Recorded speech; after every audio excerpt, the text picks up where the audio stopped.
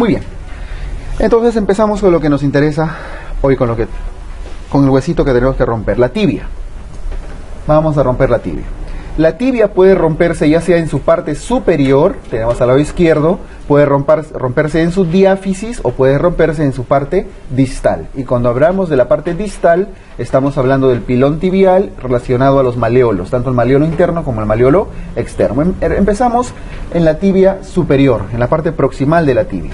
En la parte proximal de la tibia podemos lesionar los platillos, la espina tibial o la tuberosidad anterior, ¿no? Recuerden de anatomía, recuerden algunos datitos de anatomía, en una vista anterior de la rodilla, ahí están los dos platillos, ¿no? Entre los dos platillos hay una estructura que exagerando se ve así, la espina tibial, y un poco más abajito la tuberosidad anterior, ¿no? Esta es una visión anterior, y si lo ven en una visión lateral, esta es la espina, y más abajo la tuberosidad anterior. Estamos forzando los dibujos, ¿no? Exagerándolos un poquito. Espina y tuberosidad por debajo.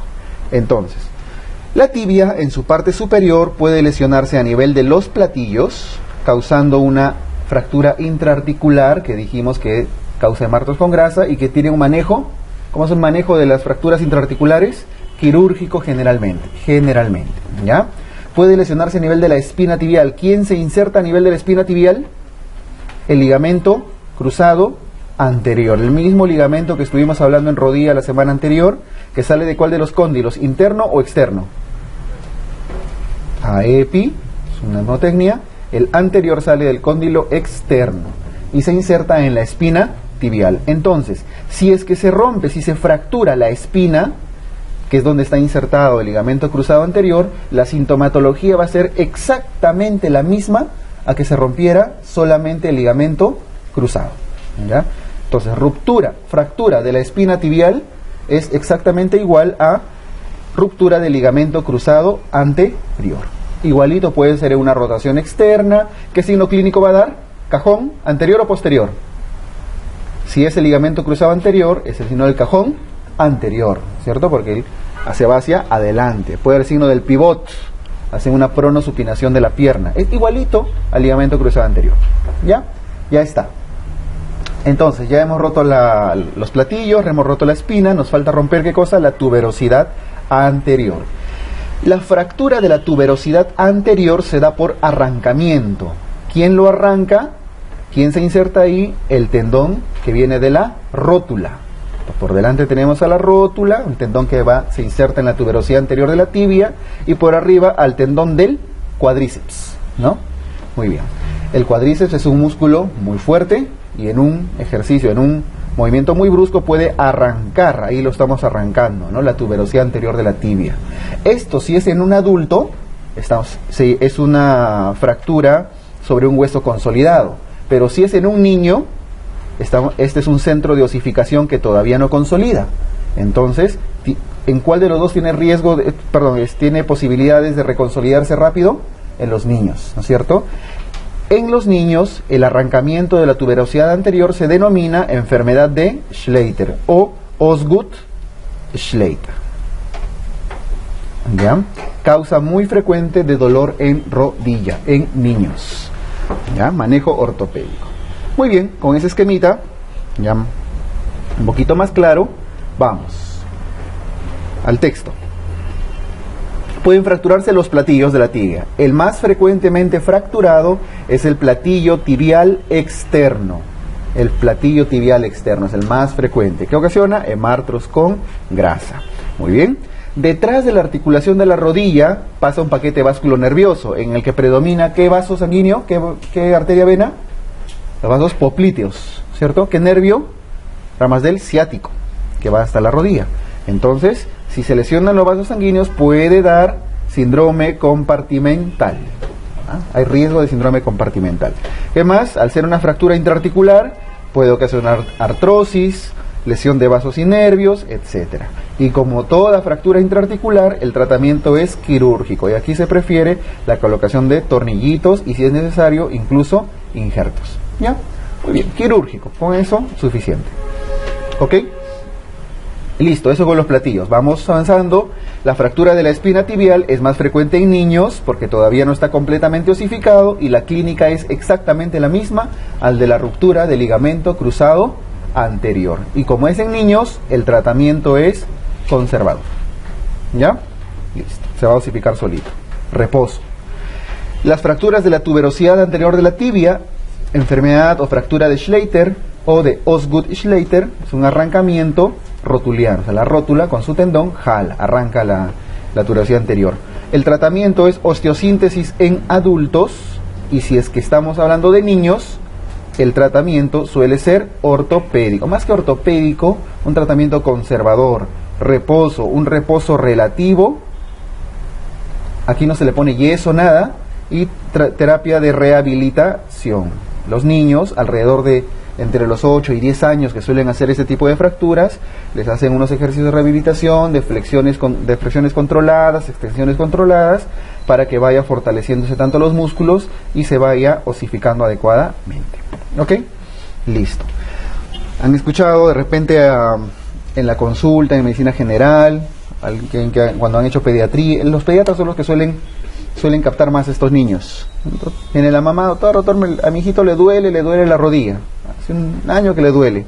Me han dicho que es por el crecimiento, ¿no? Eso siempre pensamos que el dolor de articulación es porque está creciendo. No, se le ha fracturado la rodilla. ¿Ya? Está jugando seguramente y plum, se le ha arrancado. Y le duele. La causa más importante de dolor unilateral en rodillas suele ser las fracturas, los arrancamientos de la tuberosidad anterior de la tibia. ¿Ya? Enfermedad de Schleiter. Afecta aproximadamente al 40% de los niños. En estadios leves generalmente, por eso ni cuenta nos damos. Nos duele, se osifica y listo, se quedó. Es de muy buen pronóstico la mayoría.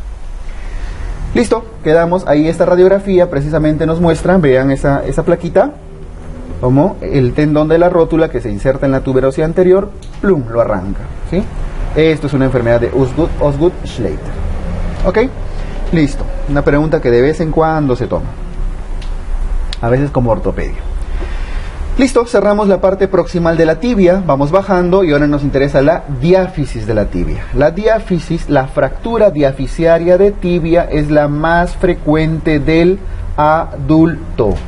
Es la fractura más frecuente del adulto. ¿Cuál es la más frecuente de los niños? La distal del húmero, las supracondíleas, ¿sí? ¿Y qué cosas se considera diáfisis en un adulto? Aquello que está a 6 centímetros por encima del tobillo y a 6 centímetros por debajo de la rodilla. Eso se considera la diáfisis. Muy bien, la mayoría de fracturas de tibia, de la diáfisis de tibia, son fracturas expuestas, abiertas. ¿Por qué? Porque hay poquito tejido celular subcutáneo, ¿no es cierto? Ustedes se tocan la pierna, en su cara anterior sienten puro hueso. Entonces, la posibilidad de que sea cerrada es menor. Hay una clasificación para las abiertas, tiene que ver con la clasificación de Gustilo también, no es trascendente si es tipo 1, tipo 2, tipo 3, esto no se los van a preguntar. Consideren sobre que la mayoría son abiertas. Esto es importante. Algunas son estables y algunas son inestables. ¿Cuál es la diferencia entre estable o inestable en una fractura de tibia? Depende de la forma de la fractura y depende de la lesión del peroné. ¿Ok? A ver, hacemos un grafiquito acá, un esquemita. Las únicas fracturas de tibia que se consideran realmente estables son aquellas transversas con mínimo desplazamiento. ¿Y cuál es el desplazamiento aceptado en huesos en general? 2 milímetros en general, ¿no es cierto? En todo caso, más que la medida de desplazamiento mínimo, transverso y que el peroné no se haya lesionado.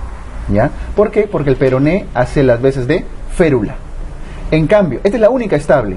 Si es que fuera oblicua, en cuña, en conminuta, etcétera, o en cualquiera de los casos, incluso el anterior, el peroné también se ha roto, en cualquier forma, se considera una fractura inestable. Entonces, todas son inestables, salvo las transversas con mínimo desplazamiento y que el peroné no se haya dañado. ¿Ok? ¿Por qué es importante esto? Más que la clasificación, es importante porque las estables necesitan solamente manejo ortopédico. el tratamiento es ortopédico. El peroné hace de férula. Lo fijan bien, estabilizan y se acabó. En cambio, las inestables, que pueden ser oblicuas, espirales, en conminuta o, en cualquier caso, con lesión de peroné, con fractura de peroné asociado, todos ellos necesitan de todas maneras fijación quirúrgica, ya sea osteosíntesis, ya sea clavo endomedular, según fuere el caso. ¿Ya? Muy bien. Entonces, ¿qué recordar de la fractura de tibia de la diáfisis? 1, que es la más frecuente del adulto. 2, que las estables son de manejo ortopédico. Y 3, las inestables de manejo quirúrgico. A nivel de la diáfisis de la tibia también se dan ciertas fracturas de estrés asociadas a las fracturas por fatiga y las epifisiolisis. Las fracturas por estrés, igual que son similares a las fracturas por fatiga de los deportistas, ¿no? De los reclutas, de los soldaditos, están en relación al deporte, al dolor en la marcha de Olanquist, etc. Son fracturas por fatiga, son raras a nivel de la tibia. ¿Dónde son más frecuentes las fracturas por estrés, por fatiga? En el segundo metatarsiano, en el pie, ¿ya? Es la fractura del recluta, ¿no? Muy bien. Y las epifisiolisis, cuando escuchamos, desde hace 2 semanas estábamos, cuando escuchamos epifisiolisis, inmediatamente estamos pensando en niños, ¿no? En niños, lesiones de las epífisis. Las epifisiolisis distales de la tibia se denominan las fracturas de Chaput-Tilox. Informativo, nada más. No es una pregunta muy posible. ¿Ok? Esto sí. ¿Qué complicaciones? Síndrome compartimental. Es el hueso la lesión que más síndrome compartimental genera en los adultos. El más frecuente de los adultos, la fractura de la diáfisis de tibia. Porque de los niños, ¿cuál era? El Volkmann, ¿no? El Volkmann de la parte distal del húmero. Es causa también de pseudoartrosis, es causa de embolia. ¿Qué tipo de embolia? Grasa. ¿Cuál es el hueso que más embolia grasa ocasiona? El del fémur, la fractura de fémur, ¿no? Luego viene por ahí la tibia, el húmero, etcétera, ya los demás huesos largos. Vean, todos estos son ejemplos de fracturas inestables, porque en todos los casos se ha lesionado ¿cuál? El peroné. ¿Ya? Muy bien. Y el tratamiento en las fracturas cerradas, que son algunas, es ortopédico si es que está estable, lo que hemos mencionado, ¿no? Y si no está estable, en los inestables tienen la opción del clavo endomedular o en todo caso su placa con su tornillo. Eso ya es relativo dependiendo de la forma de la fractura. Pero en general es quirúrgico, osteosíntesis. ¿Ok? Y las fracturas abiertas, en general, las fracturas abiertas y sobre todo cuanto más desplazamiento tienen, ¿qué hay que hacer? Las medidas generales de toda fractura abierta, ¿no? El lavado y la inmovilización, sus antibióticos, y lo más importante es que todas necesitan osteotaxis. Aquí no se puede hacer osteosíntesis, no olviden. La osteosíntesis para las fracturas cerradas, y si la fractura es abierta, osteotaxis. ¿Ya está? Listo. Eso con tibia. Lo que más ha venido de tibia es respecto a cuál es la fractura que más síndrome compartimental puede ocasionar.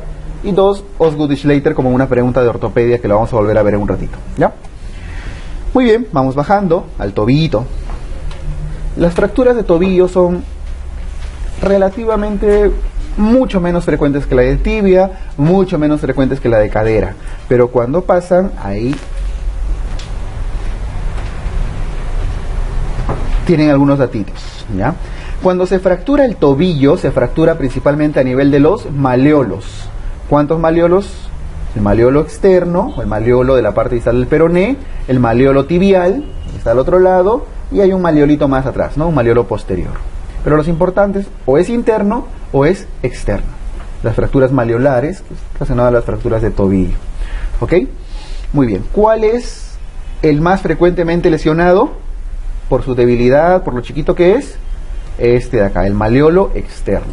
Entonces, cuando nos hablan de fractura de tobillo, asumamos tácitamente, y no nos han especificado de qué lado, asumamos que se refiere al del maleolo externo, o el del maleolo del peroné. ¿Ya? Muy bien. Algunos datos de clasificación puramente informativo. La mayoría son abiertas, si es que se asocia a una luxación, es decir, si es que la articulación peroneo tibial distal se rompe, hay un ligamento ahí que los une, se llama luxofractura de Dupuytren. Luxofractura de Dupuytren. Informativo.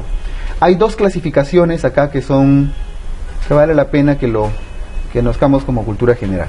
La clasificación de Pott y la clasificación de Willinger-Weber. Weber sobre todo se le conoce más, ¿ya? Pott y Weber.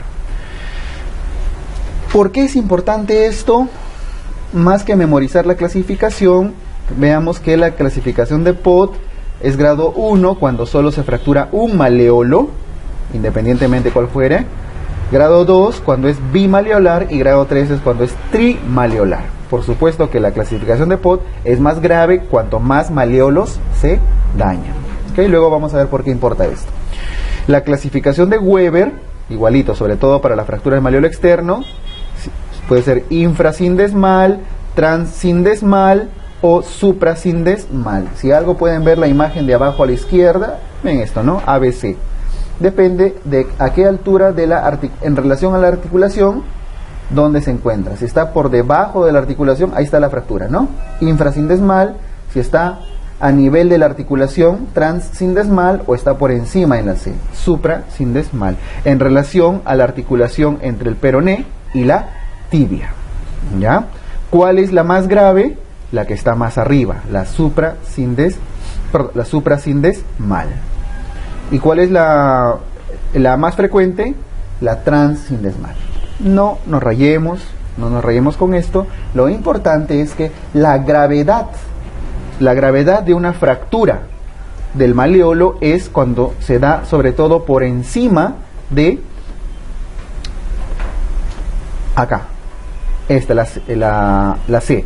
Las suprasindesmales, por encima de la articulación. ¿Por qué? Porque casi siempre se rompe el ligamento peroneo tibial, ¿ya? O sea, ¿cuándo es más grave una fractura de tobillo externo? Cuando además de haberse fracturado el maleolo, se lesiona el ligamento peroneo tibial, entre la tibia y el perón, ¿ya? Y cuanto más maleolos se han fracturado, también implica mayor gravedad. Para eso sirve la clasificación de Pott y la clasificación de Weber. ¿Ok? Y listo. Veamos el tratamiento. El tratamiento de la fractura de tobillo es bastante cuestionable, a menos que haya datos contundentes que impliquen una cirugía. ¿Cuáles son? Conminuta, gran inestabilidad, ruptura de ligamentos, todo eso que ya conocemos bastante bien, ¿no? Pero en general, veamos. Cuando se fractura, el concepto del tratamiento de la fractura de tobillo que ya ha venido es, si se fractura el maleolo externo, que es lo más frecuente, ¿qué tienen que hacer? Reducción urgente. Entonces, esta es una de las fracturas que cuando la preguntan, ya ha venido, es porque quieren que respondan qué cosa tienen que hacer incluso antes de estabilizarlo. Esto sí es algo que tiene que hacer el de la atención inmediata, traccionar el pie. ¿Y cómo van a hacer? Agarrando el pie y jalando, ¿no es cierto? Y una vez que lo hayan traccionado, tratan de fijarlo en una posición traccionada.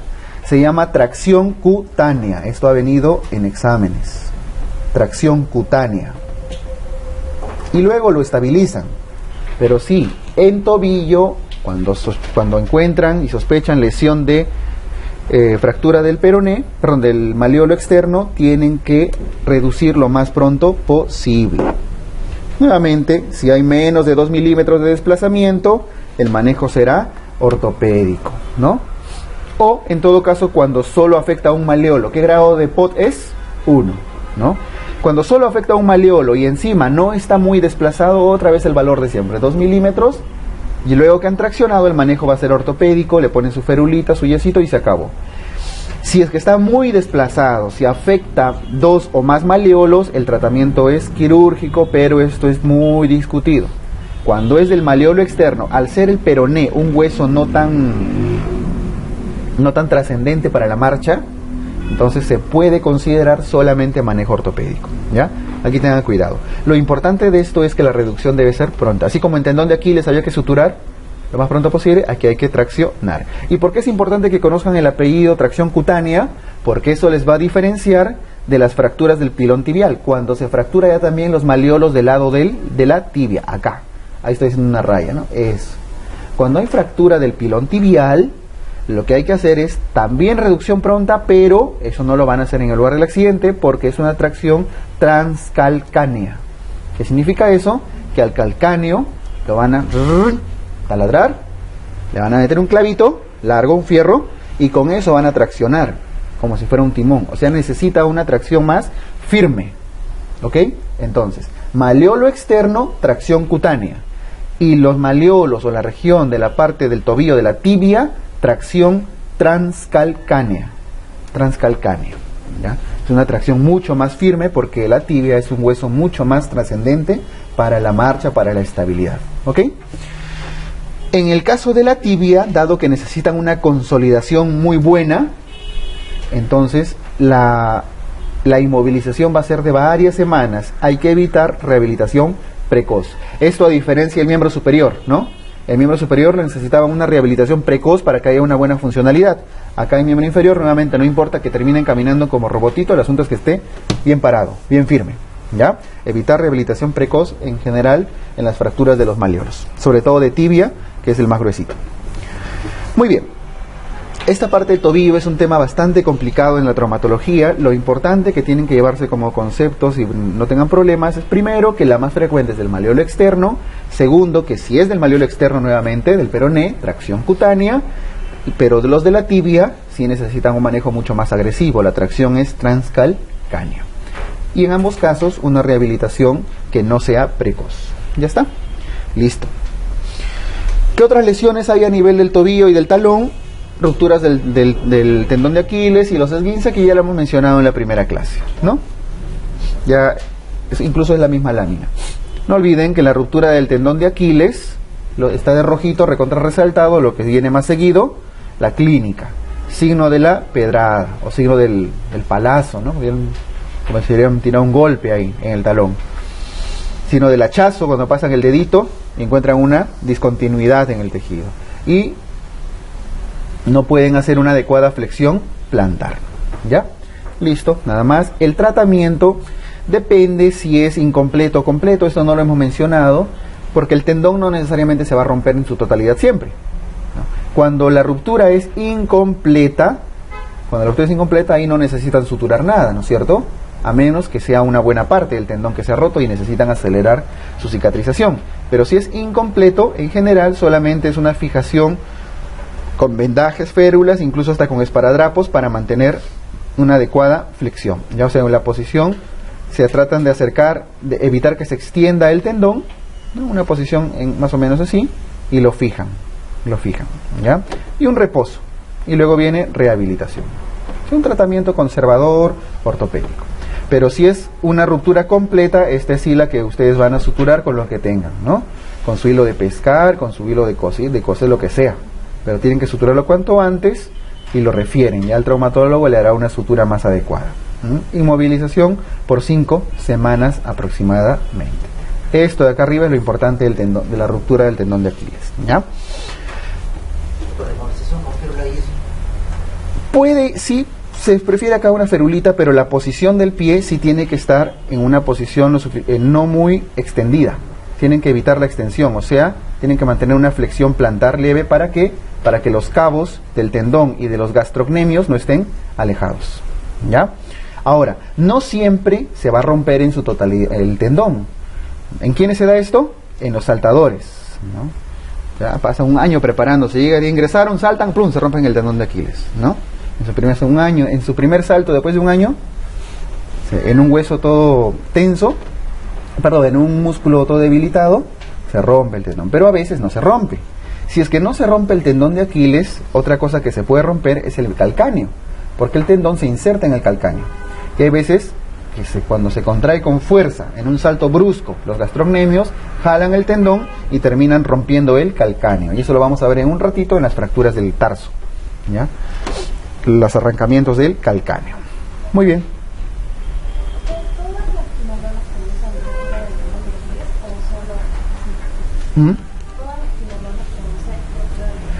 No, sobre todo las quinolonas de mayor uso, el cipro tiene alta incidencia, ciprolevofloxacino tiene menos, pero tiene que ver mucho con la composición del levo, la composición levo del de las quinolonas hace que tenga menos efecto en la descalcificación, en la debilitación del colágeno de los tejidos.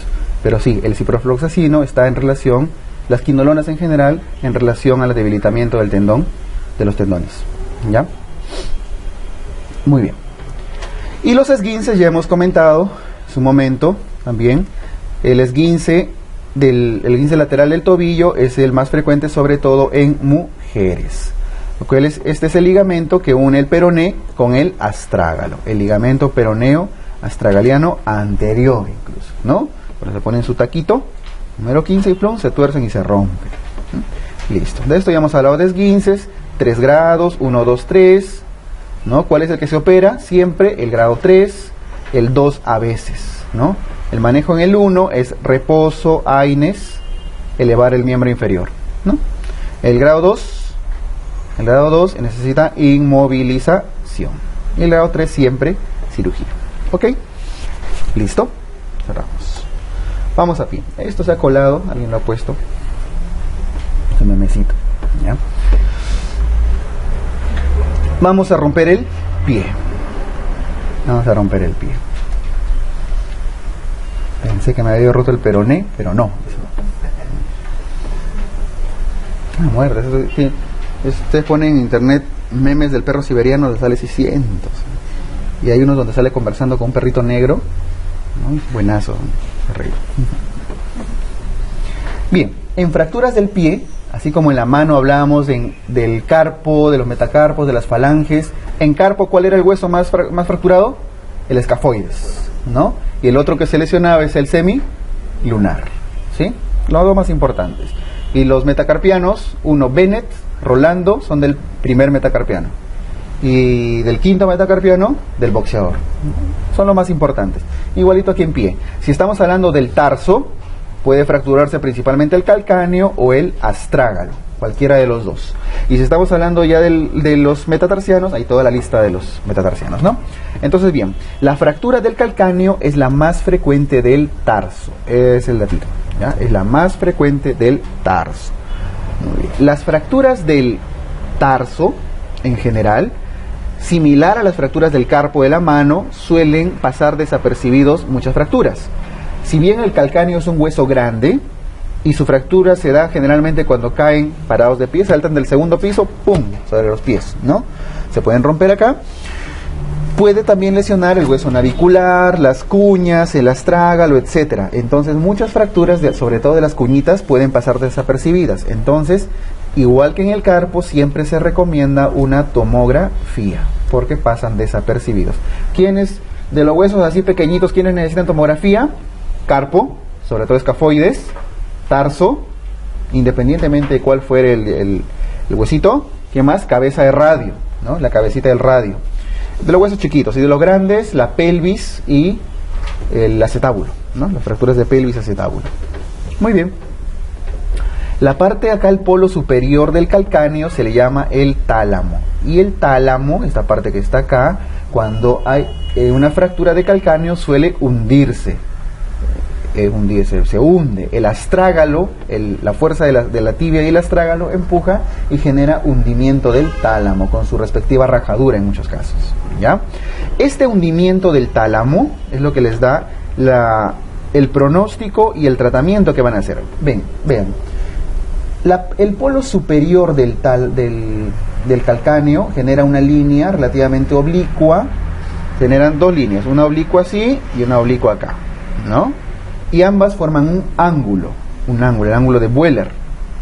Este ángulo de Buehler debería ser pequeñito, así como el ángulo de Cobb de la escoliosis. Cuando este ángulo es muy grande, y esto se da cuando se ha deformado mucho el tálamo, la parte superior del calcáneo, es lo que le da el criterio de tratamiento. Los ángulos pequeños, sobre todo incluso hasta 40 grados, tienen buen pronóstico y muchas veces no requieren un tratamiento del todo. En cambio, cuando el ángulo es muy grande, sobre todo por encima de 40, requiere un manejo generalmente quirúrgico. Entonces, ángulo de Buehler pequeño, ortopédico o conservador. Un ángulo de Buehler elevado por mucho hundimiento del tálamo del polo superior, mucha deformación del calcáneo, generalmente un manejo quirúrgico. ¿Ok?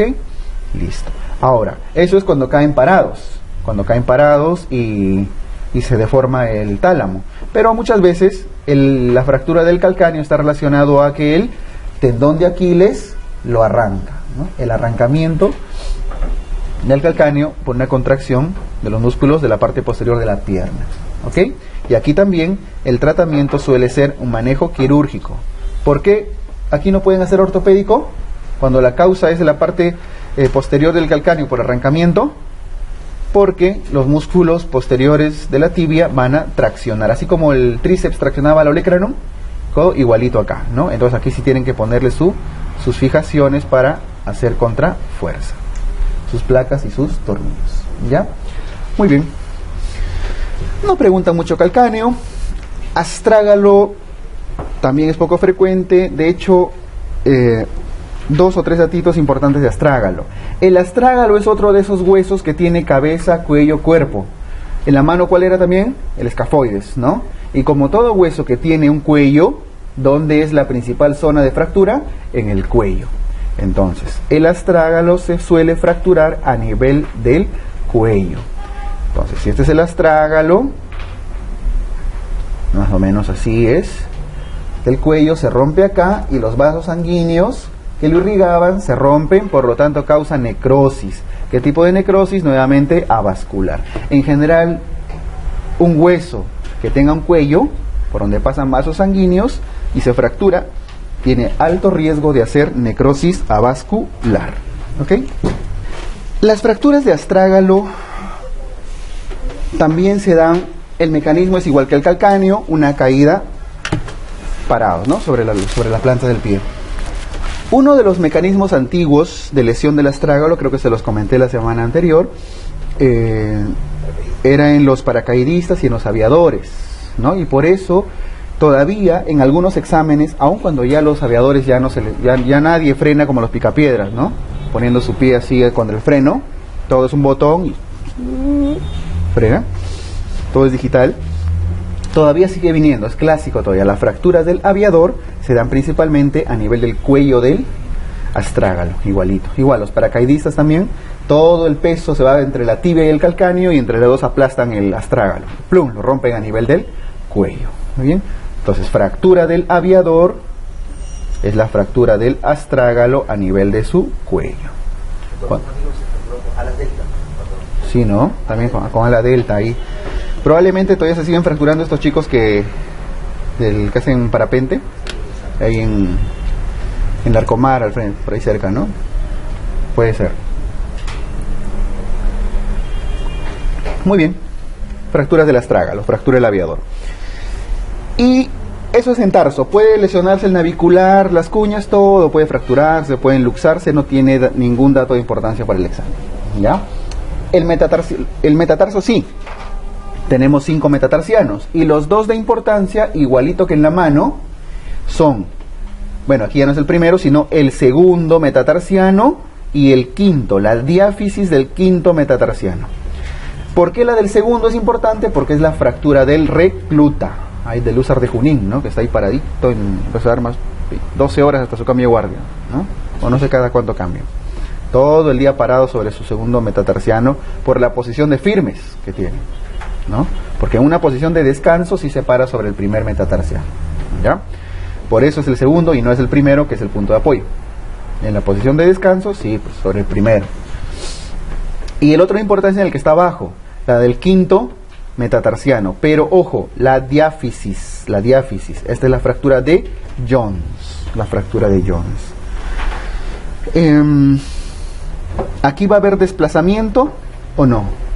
No suele haber mucho desplazamiento acá porque no es una fractura intraarticular, ¿ya? A diferencia de la mano de Bennett y Rolando, que eran de la base del primer metacarpiano, ¿quién se insertaba en la base? El tendón del abductor largo del pulgar, ¿cierto? Y eso es lo que ocasionaba un desplazamiento proximal de los dedos de la mano. Aquí no, porque la fractura es en la diáfisis. Entonces no es una luxofractura, como era Bennett y Rolando. Aquí Jones es una fractura simple a nivel de la diáfisis. buen pronóstico, las fracturas de diáfisis en los deditos, no tiene mayor problema. ¿Se puede arrancar la base del quinto?